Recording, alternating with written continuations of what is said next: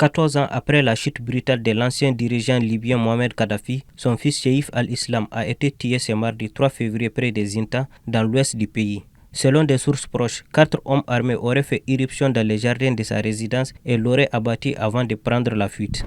Âgé de 54 ans, Cheikh al-Islam Kadhafi avait longtemps incarné, sous le régime de son père, le visage d'un réformiste. Présenté comme modéré et ouvert au dialogue avec l'Occident, il avait émergé comme un acteur central du pouvoir avant la chute de Kadhafi en 2011. Capturé cette même année-là dans le sud du pays, il avait été détenu à Zinta, puis condamné à mort en 2015 à l'issue d'un procès controversé avant de bénéficier d'une amnistie. Dès lors, sa localisation exacte reste inconnue.